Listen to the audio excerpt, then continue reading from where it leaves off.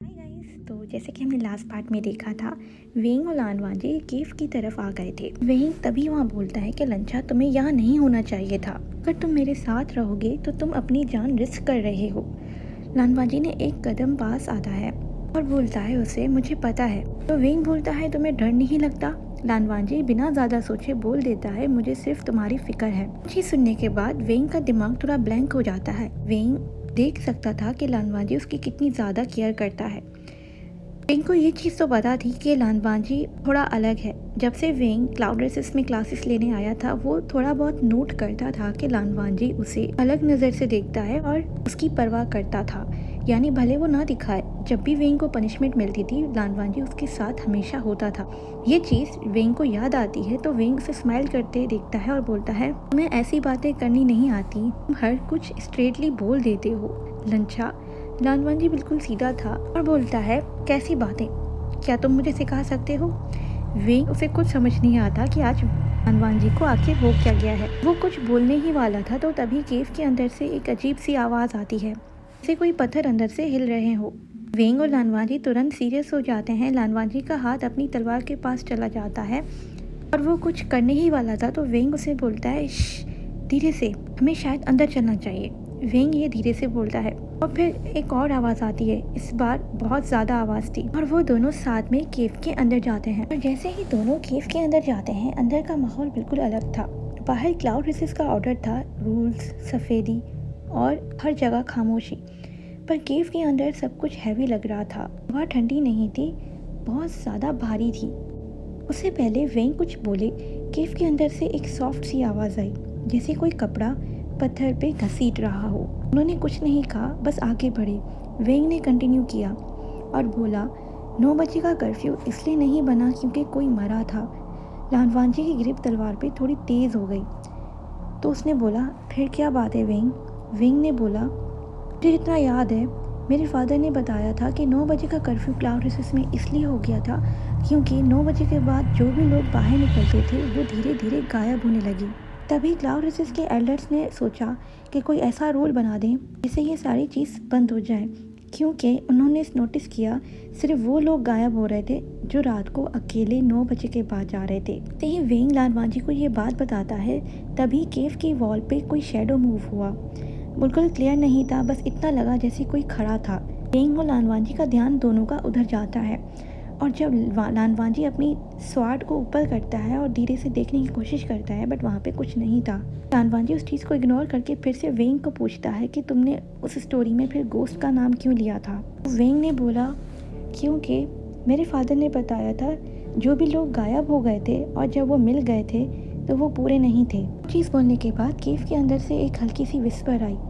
वेंग ने बोलना स्लो कर दिया और ये चीज़ देखने के बाद लानवाजी ने वेंग का हाथ टाइटली पकड़ लिया। तो वेंग ने कंटिन्यू किया, जब वो लोग वापस मिले तो उनके फेस बिल्कुल खाली था, यानी उनके फेस पे कोई एक्सप्रेशन नहीं था, ना डर, ना याद, ना दर्द। लानवाजी ने बोला, फेसलेस। वेंग ने उसे देखा थोड़ा सरप्राइज होके और बोला, हाँ बिल्कुल वैसे ही। दोनों आगे बढ़ ही रहे थे तो सामने वेंग ने देखा कि आगे कोई खड़ा था। वो चीज़ देखने के बाद वेंग बिल्कुल येलो हो गया था।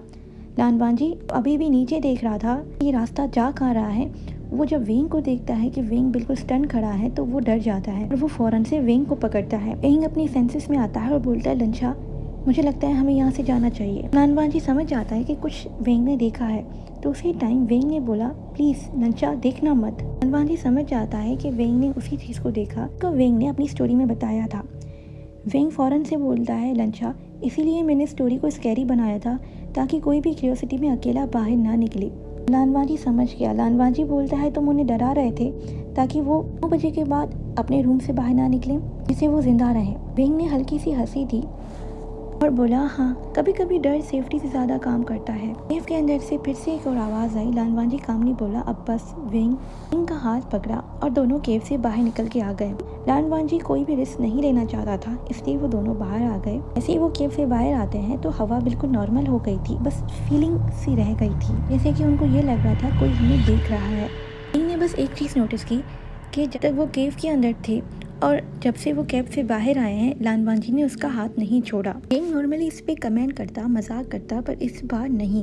वो बस ये बोलता है, लंचा तुम्हारा हाथ ठंडा हो रहा है। लालवाजी ने जवाब नहीं दिया, बस अपनी ग्रिप थोड़ी और ज़्यादा टाइट कर ली। देर तक दोनों ने कुछ नहीं बोला। वेंग लालवाजी के पास खड़ा था, थोड़ा ज़्यादा पास, पर इस बार जानबूझ के नहीं, बस नेचुरली। ऐसे ही वो दोनों आगे बढ़े। वेंग ने अपना हाथ लालवाजी के हाथ से छुड़वाया, क्योंकि पहली बार वो बहुत ज़्यादा शाय फील कर रहा था और अनकंफर्टेबल। अभी भी लालवाजी के हाथ से जो वार्मथ आई थी वो फील कर सकता था। उसके बाद वेंग जाके आगे बैठ जाता है, लालवाजी भी उसके साथ में बैठ जाता है और उसे बताता है, जब मैं छोटा था मैं ज़्यादा बोलता नहीं था। मेरे ब्रदर हमेशा मेरे एक्सप्रेशन समझ जाते थे कि मैं क्या करना चाहता हूँ या क्या कहना चाहता हूँ। मुझे पहली बार ऐसा फील हो रहा है कि तुम। उससे पहले वो कुछ बोले, वेंग रुक गया, फिर सॉफ्टली बोला, हाँ शायद मुझ में भी लांचशान जैसी क्वालिटी है, मैं तुम्हें समझ सकता हूँ शायद।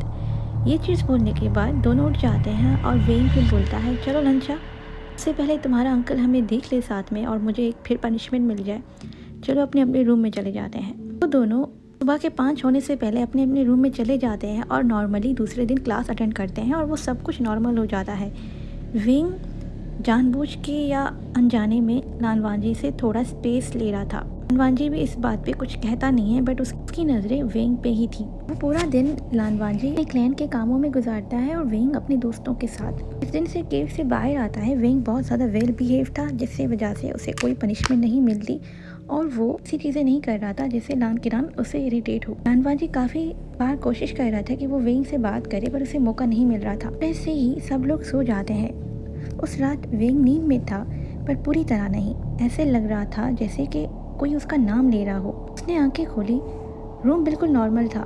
लैंप्स की लाइट सॉफ्ट थी, विंडो से हवा आ रही थी, पर उसके डोर के पास एक शेडो था जो ज़्यादा गहरी लग रही थी। वेंग उठ कर बैठा, उसे बिल्कुल भी डर नहीं लगा, बस क्यूरियोसिटी हुई और वो बिल्कुल इरिटेट होकर बोला, तुम फिर आ गए। शेडो मूव नहीं हुई, बस थोड़ी सी क्लोजर फील हुई। तब उसे रियलाइज़ होता है कि ये जो भी चीज़ है वो उसे देख नहीं रही, बस सुन रही है। उसने कामली एक टेलिस्मान उठाया और डोर के पास चिपका दिया। तुरंत हवा नॉर्मल हो गई, शेडो जैसे गायब भी हो गया। वेंग ने सांस ली और बोला, बस इतना ही, उसने खुद से कहा। तभी डोर के से बाहर से आवाज़ आई, वेंग। वहाँ लालवाजी था। वेंग का दिल थोड़ा फास्ट हो गया। उसने जल्दी से डोर खोला। उसने देखा लालवाजी बाहर खड़ा था। उसके बाल बिल्कुल लूज थे, नाइट रोब्स, सिंपल। वेंग तो बस उसे ही देखे जा रहा था। वो भूल गया उसे पूछना कि तुम यहाँ पे क्या कर रहे हो। लालवाजी बिल्कुल अलर्ट था। उसने फौरन से पूछा, वेंग तुम ठीक हो? वेंग ने स्माइल की, बोला, हाँ, तुम क्यों जागे? लालवाजी ने सीधा जवाब दिया, तुम्हारी स्पिरिचुअल एनर्जी चेंज हुई अभी। वेंग थोड़ा स्टन्ड हो गया और बोला, क्या तुम मुझे महसूस कर लेते हो लंचा? लालवाजी बोलता है, हमेशा। इस बार ऑकवर्ड नहीं था, बस सॉफ्ट था। वेंग धीरे से बोला, लंचा, ये वाली चीज़ डेंजरस नहीं है। लालवाजी ने बोला, फिर? वेंग ने नीचे देखा। वो चीज़ सिर्फ उन लोगों के पास आती है जो अकेला महसूस करते हैं। लालवाजी ने तुरंत कहा, तुम अकेले नहीं हो। वेंग ने उसकी तरफ देखा, इस बार मजाक नहीं किया, बस एक ऑनेस्ट सी स्माइल दी और बोला, मुझे पता है। और उस रात वो चीज़ वापस नहीं आई, पर जो फीलिंग रह गई उसने मुझे ये चीज़ सोचने पे मजबूर किया। ऐसे ही वो लालवाजी को बोलता है, लंचा, मैं बिल्कुल ठीक हूँ, तुम परेशान मत हो और टाइम आने पे मैं तुम्हें सब बता दूंगा। लालवाजी उसकी बात सुन लेता है और वो अपने कमरे की तरफ लौट जाता है। अगले दिन बिल्कुल नॉर्मल था, क्लासेस, लेक्चर, मेडिटेशन, सब कुछ रूटीन जैसा। पर अगर ध्यान से देखो ना तो वेंग और लालवाजी थोड़ा ज़्यादा पास रहते थे। ज़्यादा बात नहीं, ज़्यादा टच भी नहीं, बस जब वेंग आगे चलता लालवाजी नेचुरली उसके पीछे पीछे होता। लालवाजी रुकता, वेंग भी रुक जाता, जैसे दोनों बिना बोले एक ही पैक पे आ गए हो। लानजिंगी ने एक पॉइंट पे विस्पर किया लंचा को कि ये दोनों पहले से इतना ज़्यादा क्लोज नहीं आ गए। लंचा ने बोला, हाँ, अब हैं शायद ये दोनों। और उसके बाद उन्होंने देख लिया कि लालवाजी उनकी तरफ ही देख रहा था, तो उन्होंने बात को चेंज कर दिया और ऐसे ही शाम हो गई। शाम को जब बाकी सब मेडिटेशन हॉल में थे, वेंग क्वाइटली बाहर आ गया। लालवाजी को पता चल गया, ऑब्वियसली, वो भी उसे देख के बाहर आ गया था। वेंग हमेशा एक साइड वहाँ जाता है जहाँ पे लोग कम होते हैं, यानी डिसिपल्स, और जहाँ पे लाइट्स यानी लैम्प की लाइट्स ज़्यादा नहीं होती। वेंग ने बिना घूमे कहा, तुम मुझे फॉलो कर रहे हो लंचा? वेंग हंसा, बोला लंचा तुम्हें याद है हम दोनों पहली बार मिले थे और हम दोनों की फाइट हुई थी बीच में। तो लालवानी ने सिर्फ बोला लंचा जो स्टोरी मैंने बताई थी उसमें जो रिन नाम का डिसिपल था वो रियल था। वेंग बोला पर जो चीज़ थी उसका चेहरा कभी नहीं था। लालवानी ने बोला फिर तुमने उसे फेसलेस क्यों कहा? तो वेंग बोलता है क्योंकि जब तुम उसे देखते हो ना तब तुम्हें अपनी सबसे बुरी फीलिंग्स और यादें याद आ जाती हैं, अकेलापन, डर, गिल्ट। लालवानी बोलता है तुम्हें ये सब कैसे पता चला? वेंग बोलता है क्योंकि उस चीज़ ने मुझे भी कभी देखा था। लालवानी तुरंत उसकी तरफ मुड़ा और वेंग ने देखा कि लालवानी बहुत कंसर्न हो गया है तो उसने बोला हाँ जब मैं छोटा था तब की बात है और इसलिए मैं चाहता हूँ कि कोई और अकेला बाहर ना हो। लालवानी ने बोला तुमने ये सब तब अकेले संभाला? वेंग ने बोला हाँ पर उसके फ़ौरन बाद अंकल जैंग ने अडॉप्ट कर लिया था और उसके बाद जब मैं लोटस पे चला गया तो मैंने कभी ये चीज़ एक्सपीरियंस नहीं की थी। लालवानी चाहता था कि वो और भी बातें वेंग से सुने कि हुआ क्या था आखिर, बट वो वेंग की रिस्पेक्ट करता था। वो नहीं चाहता था कि वेंग वो सारी बातें बोल के फिर से सैड हो जाए क्योंकि उसे थोड़ा बहुत तो पता था कि वेंग मदर फादर की डेथ हो गई थी और वेंग अकेला था।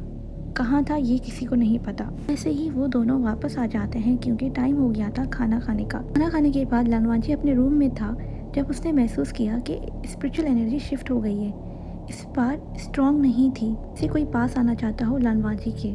तुरंत बाहर आया और लालवानी वेंग की तरफ देखने लगा क्योंकि वेंग कॉरिडोर के कॉर्नर में ही था, विंडो के पास। वो अकेला नहीं लग रहा था पर वो ठीक भी नहीं लग रहा था। लालवानी ने बिना पूछे उसका हाथ पकड़ लिया।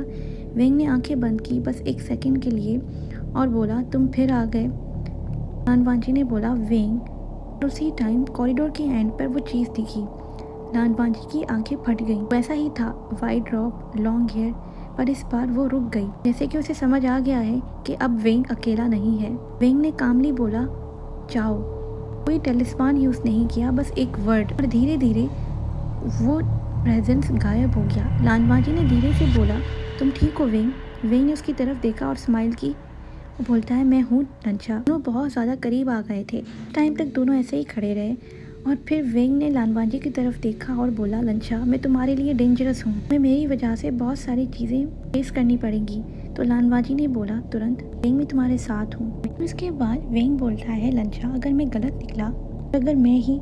लालवानी वेंग को टाइटली पकड़ा और बोला तुम गलत नहीं हो, ना ही तुम कभी गलत थे। वेंग ने जब ये सारी चीज़ देखी वेंग की आंखें भर गई और उसने फ़ौरन से लालवानी को भी उतनी ही टाइट से पकड़ लिया। बोला तुम जानते हो लंचा, अगर तुम्हारे एडल्ट्स को पता चला तो सबसे पहले वो तुम्हें दोष देंगे। लालवानी बोलता है मुझे पता है। वेंग उसे बस देख ही रहा था और पहली बार उसे रियलाइज़ किया कि ये सिर्फ साथ चलना नहीं था, ये साथ खड़े रहना था। वो बोलता है लंचा तुम बहुत ज़्यादा ज़िद्दी हो। लालवानी ने बिना हिचक के बोला तुमसे सीखा है वेंग। सुनने के बाद वेंग थोड़ा ब्लश हो गया और बोलता है कभी कभी लगता है तुम मुझे ज़्यादा समझते हो। लालवानी ने बोला क्योंकि मैं हमेशा तुम्हें देखता रहता हूँ। उसी टाइम वेंग हंसता है और बोलता है हाँ ये चीज़ तो मैंने भी डे फर्स्ट से नोटिस की थी। ऐसे ही लालवानी उसे आगे बढ़ा और उसे कुछ करने ही वाला था तो वेंग फौरन से उसके लिप्स पे हाथ रख देता है और बोलता है लंचा तुम अपने ही क्लैन का रूल ब्रेक करने वाले हो। ओके गाइस मैं इस पार्ट को यहीं एंड करती हूँ।